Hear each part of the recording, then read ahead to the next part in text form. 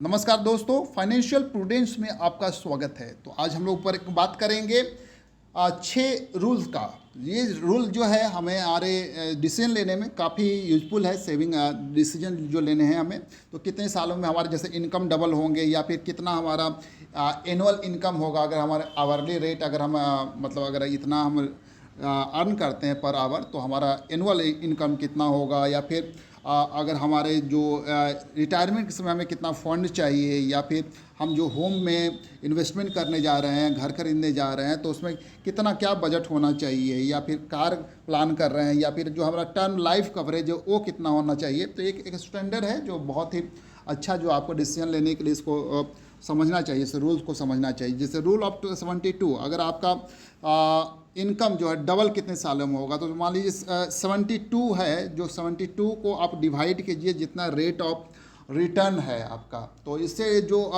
Number आएंगे तो उतने सालों में आपके इनकम डबल हो जाएंगे। जैसे एग्जांपल 10% के रेट से आपका रिटर्न आता है किसी इन्वेस्टमेंट पे, तो आप 72/10 कीजिए तो 7.2 आता है, तो 7 ईयर्स में आपके इनकम जो है डबल होंगे। तो इस तरह आप देख सकते हैं कि आपके इनकम कितने सालों में डबल होंगे।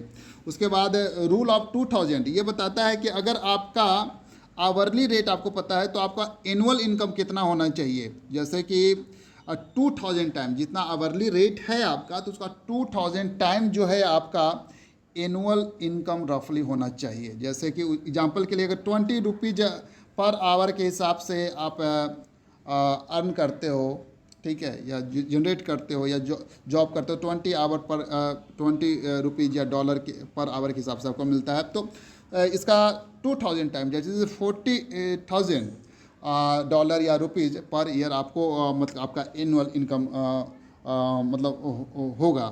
तो ये डिपेंड करता है कंट्री टू कंट्री, लेकिन एक स्टैंडर्ड जो आपका जो मान के चलना है 2000 टाइम आपका आवरली रेट से एनुअल इनकम होना चाहिए।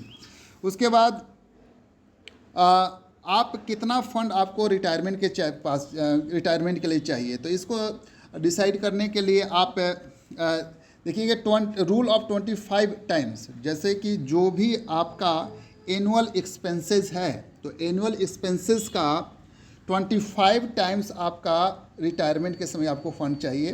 तो आप इस तरह प्लान करते हैं, जैसे मान लीजिए 60,000 डॉलर या 60,000 रुपीज़ आपका अगर एनुअल एक्सपेंसेस है, तो आपको 1.5 मिलियन मतलब 15 लाख रुपीज़ आपको रिटायरमेंट फंड के समय चाहिए। उसके बाद रूल ऑफ 3 टाइम्स, जैसे कि आप घर खरीदने जा रहे हैं तो आपका क्या बजट होना चाहिए घर का। तो जब जो भी आपका एनुअल इनकम है उसका नॉट मोर देन 3 टाइम, 3 गुना से ज़्यादा नहीं होना चाहिए। मान लीजिए आपका एनुअल इनकम 12 लाख है, 12 लाख है, तो आपका 36 लाख का जो होम पर जो बजट होना चाहिए वो 36 लाख तक होना चाहिए।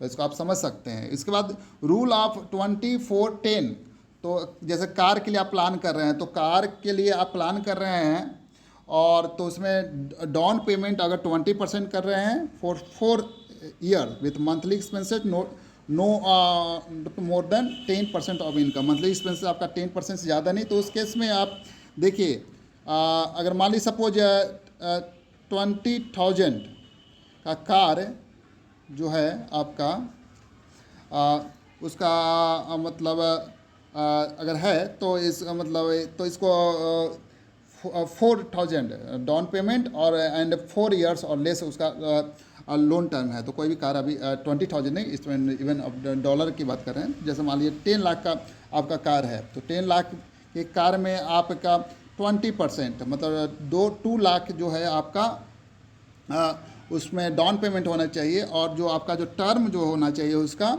4 ईयर या उससे लेस होना चाहिए। तो ये आप प्लान करके उसको चलना चाहिए आपको। उसके बाद टर्म लाइफ कवरेज कितना होना चाहिए, तो ये रूल ऑफ 10 टाइम्स की बात कर रहे हैं। तो जैसे कि टर्म लाइफ कवरेज शुड भी रफली 10 times of your annual salary. अगर एनुअल सैलरी मान लीजिए आपको 1 लाख एनुअल सैलरी है, तो आपका एनुअल सैलरी 1 लाख है, तो आपका जो टर्म लाइफ कवरेज पॉलिसी जो होना चाहिए, जो मिनिमम 1 मिलियन डॉलर का या उससे कम का होना चाहिए, मतलब ज़्यादा ना हो उससे। मतलब ये आइडल सिचुएशन जो है, स्टैंडर्ड सिचुएशन, तो 10 टाइम्स तक आपका टर्म लाइफ कवरेज है। तो ये रूल आप हमें फॉलो करना चाहिए, सो डैट हम बोले प्रूडेंट जो फाइनेंस प्लानिंग होता है उसके लिए ध्यान रख सकें। Thank you so much for watching this update.